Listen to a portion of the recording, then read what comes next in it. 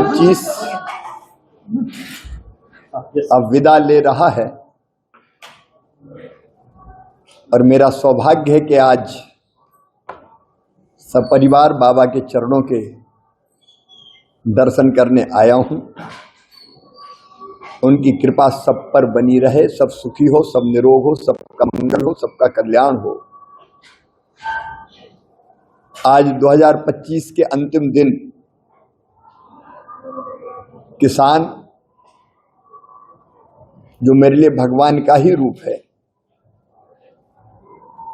उनसे संवाद करने का सौभाग्य यहाँ के कृषि विज्ञान केंद्र में मिला। किसान अन्नदाता मतलब जीवन दाता है और उसकी सेवा में भगवान की पूजा मानता हूं। 2025 हमारे देश के लिए बहुत उपलब्धियों से भरा हुआ वर्ष रहा है और मुझे कहते हुए आनंद और प्रसन्नता है कि भारत अब दुनिया की चौथी सबसे बड़ी अर्थव्यवस्था बन गया है। हम सब का सीना गर्व और आनंद से भरा हुआ है। कभी हमारी अर्थव्यवस्था दुनिया की सबसे 5 जो पीछे की अर्थव्यवस्था थी उनमें से थी, लेकिन अब हम चौथे स्थान पर पहुंच चुके हैं। जिनने कभी बरसों तक हम पे राज किया, उनको हम बहुत पीछे छोड़ चुके हैं। भारत ने मोदी जी के नेतृत्व में हर क्षेत्र में प्रगति की है। अगर व्यवहारिक रूप से भी आप देखें तो आज आम जनता का जीवन स्तर लगातार ऊपर उठ रहा है। ग्रामीण हो, शहरी हो, किसान हो, मजदूर हो, ये मैं नहीं कह रहा, आंकड़े ये बताते हैं कि लोगों की क्रय क्षमता निरंतर बढ़ रही है। खेती भी हमारी अद्भुत है। पिछले साल एग्रीकल्चर एंड एलाइड सेक्टर की ग्रोथ 5% रही और अभी मैंने रबी के आंकड़े निकाले हैं। हमारा बोया गया क्षेत्र पिछली बार से लगभग 7 लाख हेक्टेयर ज्यादा है। और अभी और एक प्रसन्नता की और आनंद की जानकारी देना चाहता हूं। चावल के उत्पादन में हम दुनिया में नंबर 1 हो गए हैं धान के। चीन को हमने पीछे छोड़ दिया है। ओवरऑल फूड ग्रेन खाद्यान्न का उत्पादन भी गेहूं, सोयाबीन, सरसों, मूंगफली, मक्का, इसका एकदम रिकॉर्ड स्तर पर पहुंचा है। हमारे किसानों की मेहनत, उनके साथ सरकार के प्रयत्न, वैज्ञानिकों की रिसर्च निरंतर हमारी खेती को आगे बढ़ा रही है। इंफ्रा का सेक्टर हो, उद्योग हो, नई टेक्नोलॉजी हो, हर क्षेत्र में भारत निरंतर आगे बढ़ रहा है। और आज मन में यही संकल्प जन्म ले रहा है कि अगले साल हमारा देश आगे और बहुत आगे हो। लेकिन हम केवल हमारे लिए आगे नहीं रहेंगे।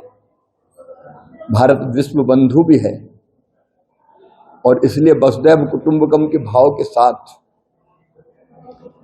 हम दुनिया की और मानवता की भी सेवा कर सके। बाबा इतनी शक्ति हमें दे। कल पहले दिन बाबा के दर्शन के बाद मैं इसी जिले में ग्राम सभा कर रहा हूं, जहां मैं ग्रामवासियों से, सरपंचों से चर्चा करूंगा और विशेषकर विकसित भारत जी राम जी योजना की विशेषताओं पर भी हम चर्चा करेंगे। आज एक बार फिर विदा होते वर्ष की उपलब्धियां देखते हुए मुझे गर्व है, देश की उपलब्धियां भी, और व्यक्तिगत रूप से मेरे और साधना के लिए भी पिछला साल बहुत आनंद से भरा रहा है, क्योंकि 2 बेटियां हमारे घर आई, उनने हमारी जिंदगी में आनंद और प्रसन्नता के नए रंग भरे हैं। सबकी जिंदगियां खुशियों से भरी रहे, यही शुभकामना है। नए साल की एडवांस शुभकामनाएं, क्योंकि आज पूर्व संध्या है। धन्यवाद। सर, किसान अन्नदाता है, लेकिन दिन ब दिन किसान की हालत खस्ता होती जा रही है। ये बात गलत है। आज ही जब केवीके में मैं गया तो ऐसे किसान भी मिले जिनकी आय 2 गुना नहीं 10 गुना बढ़ी है। इतना जरूर है कि खेती बहुत कठिन काम है, क्योंकि मौसम की मार कई बार अगर पड़ गई तो किसान तबाह हो जाता है। इसी साल महाराष्ट्र में भारी वर्षा के कारण, अतिवृष्टि के और बाढ़ के कारण किसान की फसलों को बहुत नुकसान हुआ। देवेंद्र जी को मैं बधाई दूंगा। 9,000 करोड़ रुपए से ज्यादा की राशि राहत राशि के रूप में बांटी गई। इसी जिले में लगभग 861 करोड़ रुपए किसानों के खाते में डाले गए हैं, और ये अंतिम नहीं है। फसल बीमा योजना का भी मैं आकलन करवा रहा हूं। क्लेम लगभग फाइनल हो रहे हैं, और फसल बीमा योजना की राशि भी उनके खाते में डालने में कोई कसर हम नहीं छोड़ेंगे। संकट आता है, ये बात सच है, परेशानी आती है, लेकिन उस परेशानी के पार निकालने के लिए बाबा की कृपा से हम लोग कटिबद्ध हैं। सर, एमपी में आपका 2 साल हुआ है रामलला का मंदिर बनाने के लिए, अब तक राहुल गांधी के दर्शन के लिए नहीं है। देखो भाई, मैं किसी को गाली नहीं देता, ये अपनी अपनी श्रद्धा और आस्था का विषय। सर एमपी में जब आपका राज था तो सब अच्छा था, लेकिन अभी वहाँ जो किसानों के जो माल का दाम है वो व्यापारी गिरा रहे, और मेरे मन में कभी अहंकार नहीं रहा कि मेरा राज था। राज तो जनता का था, मैं तो सेवक था। पहले मैं वहां की सेवा कर रहा था, अब मुझे देश की सेवा करने का अवसर मिला है मोदी जी के नेतृत्व में। तो मैं अपने विभाग, दोनों विभागों के माध्यम से, ग्रामीण विकास विभाग हो, कृषि विभाग हो, लैंड रिसोर्सेज विभाग हो, उनके माध्यम से देश की सेवा में लगा हूं। सर, देश के किसानों को नए वर्ष पर क्या नया मिलेगा, कल बात करेंगे ना। सर, जो छोटे किसान है उनको बैंक कर्जा नहीं देता है, इसके लिए महाराष्ट्र में एक साहूकार के पास कर्जा लेके उनका किडनी बेचना पड़ा किसान को। देखो, कोई घटना हो सकती है, ऐसी एक भी घटना दुखद है, लेकिन महाराष्ट्र की सरकार किसान के कल्याण के काम में लगी है। हम एक प्रयत्न और करेंगे अब इंटीग्रेटेड फार्मिंग का, क्योंकि लैंड के जो आकार है हमारे यहाँ, लैंड होल्डिंग, जमीन के जो आकार बहुत छोटे छोटे हैं, 1 एकड़ 2 एकड़ 2.5 एकड़ के किसान, कुछ तो 1 एकड़ से भी कम के हैं।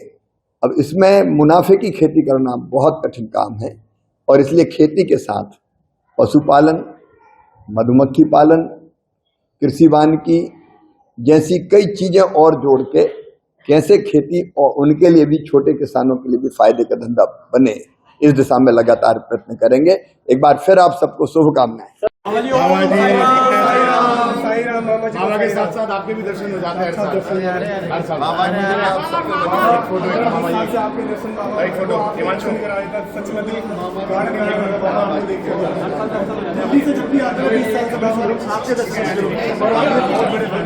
बाबा की हिमांशु हिमांशु